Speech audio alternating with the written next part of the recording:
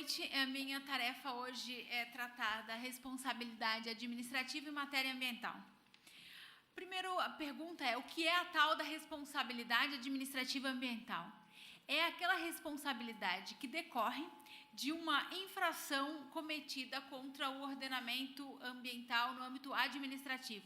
E ela implica aquelas famosas penalidades de multa, embargo, interdição e outras restrições de direito, né, que são restrições a benefícios, a financiamento. Isso é responsabilidade administrativa. Ela está prevista na Lei 9.605, que trata dos crimes ambientais e das infrações administrativas. E as infrações, as tipologias das infrações administrativas estão previstas num decreto regulamentador da Lei 9.605, o decreto 6514. Esse é o nosso arcabouço jurídico básico que trata da responsabilização administrativa. Até aí tudo bem. O problema começa é que essas normas elas não têm todo o conjunto da matéria, tanto de direito material propriamente dito, como de direito processual. Então, a primeira pergunta é: uma vez falecido o autor dos fatos e, portanto, passível da sanção administrativa, como fica a situação do patrimônio, como fica a situação da aplicação, da continuidade do processo? Então, vamos por partes. A primeira questão que importa dizer é se a responsabilidade administrativa desse direito sancionador ela é objetiva ou subjetiva. Sei que tem alguns que defendem, inclusive na doutrina, o que é muito curioso, que a responsabilidade do direito sancionador ambiental é objetiva. Primeiro, no ordenamento jurídico brasileiro, em se tratando de responsabilidade, a regra está prevista no Código Civil. E ela diz o quê? Que a responsabilidade exige a culpa, seja na modalidade da negligência, imperícia ou imprudência, ou o dolo, tanto o dolo próprio, né, como o dolo eventual.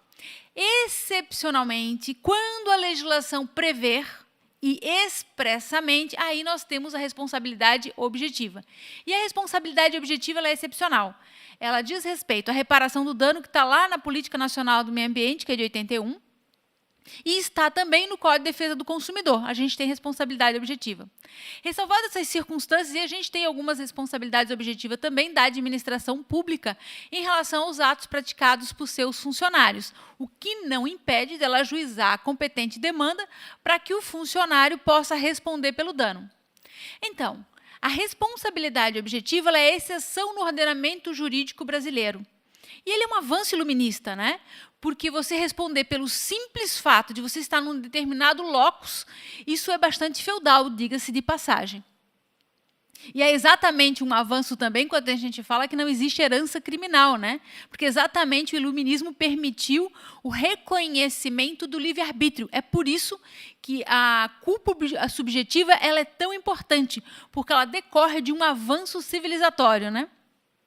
Pois bem, quando se fala de direito sancionador, e por expressa previsão legal, o direito aplicável não é o direito da responsabilidade objetiva, é o direito da responsabilidade subjetiva. E quem diz isso? A própria Lei 9.605.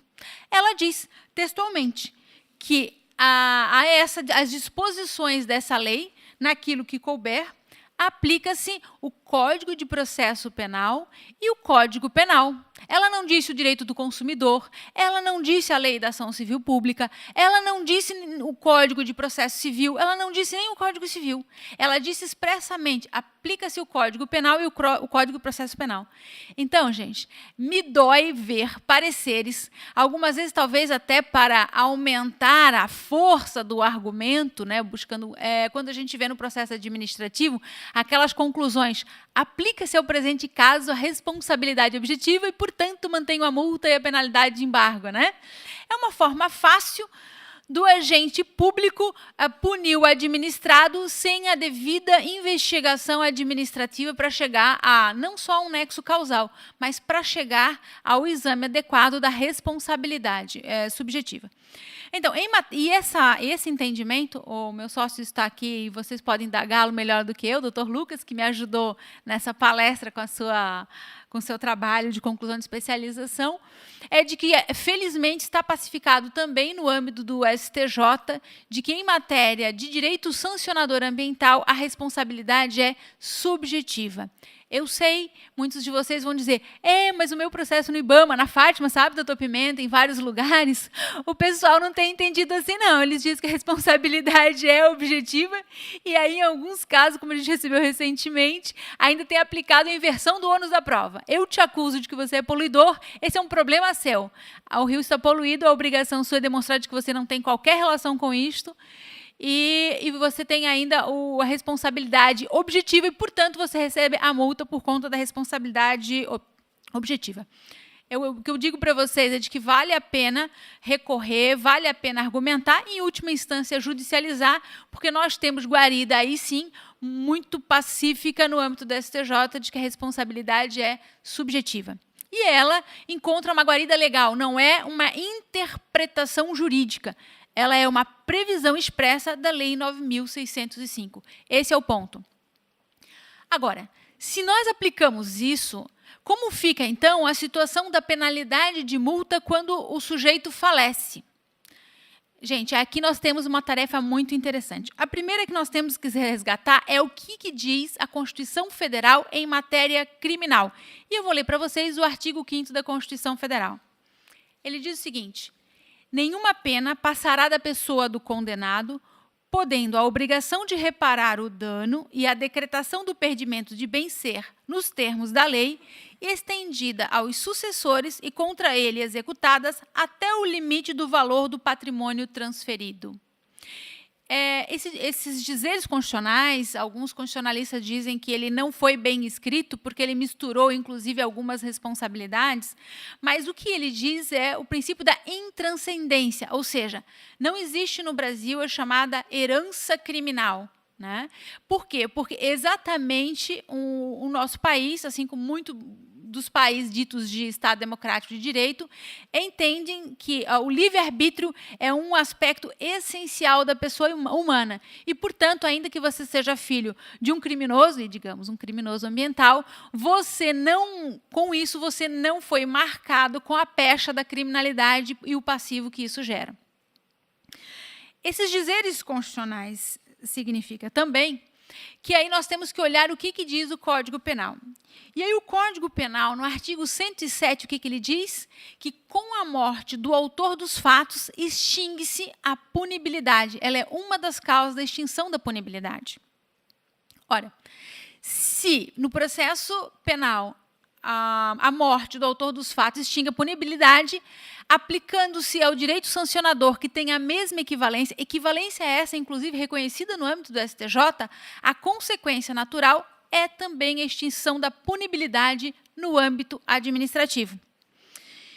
E aí vocês dizem, sim, mas e se transitou em julgado e esta multa persiste?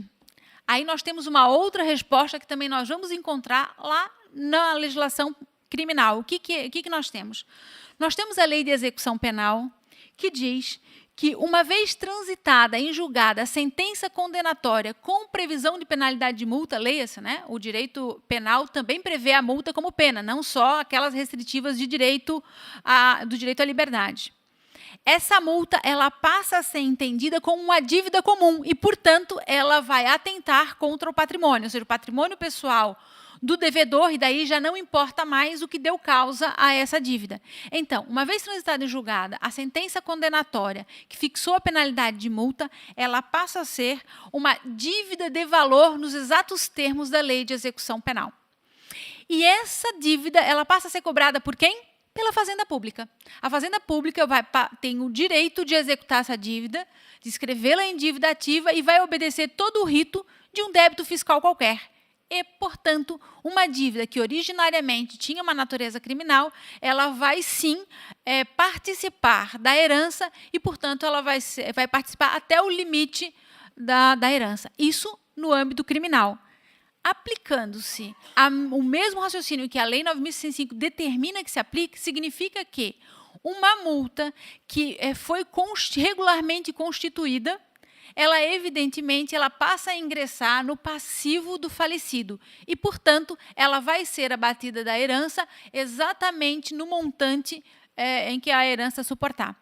Então, o que eu trago para vocês é um entendimento que não é uma novidade, é que isso, infelizmente, não vem sendo trazido porque o Estado, talvez até porque o Estado se vê diante de uma conduta infracional muito grande e quando ele consegue encontrar aqueles que ele pode punir efetivamente, acaba se utilizando de teses juridicamente, ou pelo menos do ponto de vista técnico, elas são inadequadas, porque o sistema jurídico brasileiro já deu a resposta adequada de como lidar com as infrações administrativas por ocasião do falecimento.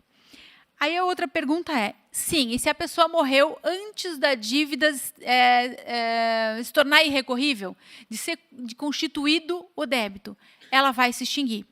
E com ela todas as penalidades acessórias. Exatamente pela mesma aplicação da previsão da norma criminal. Então, o que vai marcar a diferença é se a dívida foi constituída e em face dela não cabia mais recurso, enquanto o autor da herança ainda não era autor de herança, né? E uma vez falecido, e se a dívida não foi constituída, ela consequentemente passa a não ter mais condições de ser executada, cobrada e muito menos concluído. Então, a pergunta que uma pessoa do órgão ambiental me fez, o que eu faço com os processos em andamento em face de pessoas falecidas? Eu falei, extingue a punibilidade. Mas aí vocês vão dizer, bom, mas o sujeito fez corte de vegetação que não podia fazer? Os herdeiros agora, vamos supondo, a área rural, houve corte de vegetação em estágio avançado, os herdeiros agora vão poder utilizar a terra, ou seja, fazer conversão de uso do solo, quando a lei da Mata Atlântica diz que a vegetação em estágio avançado não é passiva de supressão? É evidente que não. Por quê? Porque a própria legislação diz que, independente das condições que ensejaram a supressão de vegetação, se ela não era passível de sofrer a supressão, independente de culpabilidade, isso não tem o condão de legalizar o uso da terra e fazer a conversão do solo.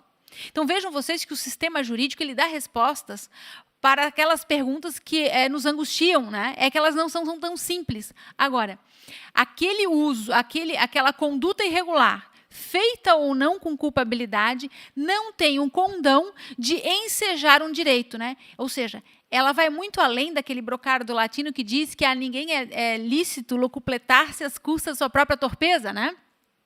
E mesmo que não seja uma torpeza desse alguém, ainda assim, se aquela conduta não era passível de regularização, passível de autorização, evidentemente que os herdeiros não vão poder se aproveitar dessa situação, como eu disse, fazer conversão de uso do solo ou se descomprometer com tantas outras obrigações legais, como, por exemplo, fazer o CAR, ter a reserva legal, recuperar a área de preservação permanente, independentemente de que o antigo proprietário tenha ou não sido autuado.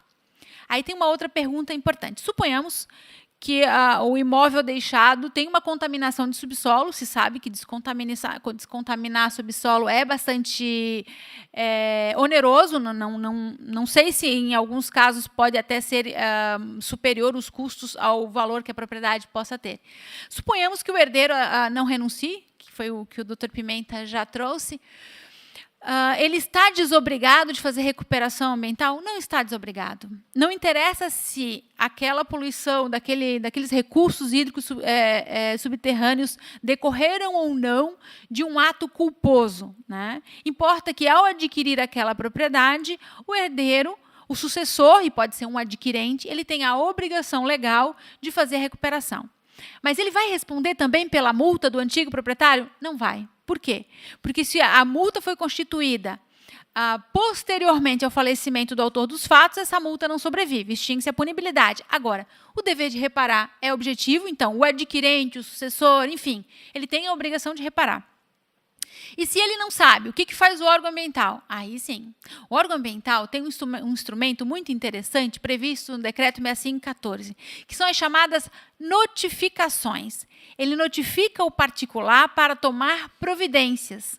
E se o particular, no prazo assinalado, e em sendo obviamente razoável, né, se não for razoável, o particular vai indicar que não é razoável, deixar de cumprir aquela determinação do órgão ambiental, aí sim. Aí o sucessor, o adquirente, ele vai responder por uma infração. Não porque poluiu, mas porque deixou de tomar as providências determinadas pelo órgão ambiental. Tá? Então, ele não vai ter um salvo-conduto porque não foi ele o responsável pela ação. Ele vai ter, sim, um compromisso e o órgão ambiental vai fixar. Então, a pergunta é, sim, eu tenho um processo administrativo, o sujeito faleceu antes do julgamento que constituiu as penalidades e antes do arquivamento, o que eu devo fazer? Buscar conhecer quem são os sucessores, notificá-lo dos fatos para que ele tome as providências de recuperação, antes de, obviamente, de encerrar o processo. Ou, obviamente, fotocopiar ou desentranhar os documentos pertinentes e ensejar um novo processo, um processo para que seja tomada as providências pelos sucessores. Tá? O que nós temos em termos de produção nessa linha? Nós temos um parecer, eu posso disponibilizar depois para vocês, que é um parecer da AGU, exatamente corroborando essa linha de raciocínio. E vejam vocês que esse parecer da AGU veio de um setor muito interessante, que é a Coordenadoria Geral de Cobranças e Recuperação de Créditos da União. Esse parecer é de 2011, o procurador federal acatou um parecer divergente, e a procuradora que assinou foi a doutora Tarsila Ribeiro Fernandes, e ela disse exatamente isso, que a gente não pode, a pretexto de recuperar créditos do poder público, subverter a ordem constitucional e deixar de atender o que está previsto na Lei 9.605, que é a aplicação da legislação criminal ao direito sancionador. E é interessante que esse parecer dessa procuradora federal, ele é um parecer divergente, e ele foi acolhido pelo superior hierárquico, ele diverge de um parecer do colega que acompanhava um outro colega que dizia o seguinte, que o direito sancionador se equipara a direito tributário. E uma vez dada a multa, ela tem uma característica, entre aspas, tributária, e ali é o fato gerador, e, consequentemente, independente se ele conseguiu ou não se defender, esse fato gerador já está posto e os herdeiros sucedem no débito. Né? Então, esse parecer com essa linha de raciocínio de buscar no direito tributário uma forma de aplicação analógica ao direito sancionador, eu diria felizmente, porque não vejo a razoabilidade, plausibilidade jurídica, felizmente não foi acatado pela chefia da AGU, em razão de que nós temos uma disposição expressa de lei de aplicação do Código Penal. Uma outra pergunta que eu imagino que vocês vão fazer, tudo isso para economizar o tempo, né? Pode os herdeiros do autuado, mesmo sabendo que a pena ela não pode ser herdada, digamos assim, né? Não pode ser repassada aos herdeiros, eles podem se habilitar no auto de infração? Podem. A legislação, inclusive, prevê expressamente nesse sentido essa possibilidade quando há algumas questões de interesse dos herdeiros a defender. E, evidentemente, se a gente está discutindo, e eu volto de novo, a questão da supressão de vegetação e diria, por exemplo, a poluição de aquíferos. A depender de como o tema é tratado, interessa aos herdeiros discutir o mérito. Por quê? Porque uma vez sendo o entendimento do órgão ambiental de que houve uma supressão irregular e é impedida a conversão do uso do solo, essa situação vai ter que ser desconstituída, porque senão os herdeiros vão sofrer as consequências desse entendimento. E, por isso, eles têm o direito de se habilitar. Tem um outro direito também, que está previsto na legislação brasileira, que é o direito dos herdeiros em verem a fama do falecido restabelecida, né? Apesar de que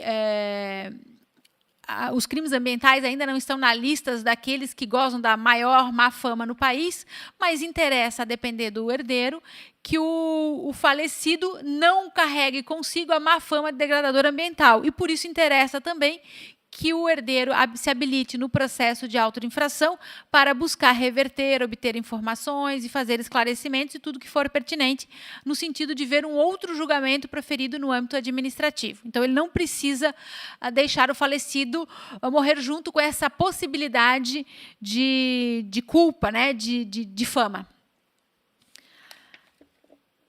E as outras, eu fiz aqui a última pergunta, talvez vocês tenham mais perguntas, que seriam: e como ficam as demais medidas administrativas, né? Que na legislação é prevista também como penalidade, embargo, interdição.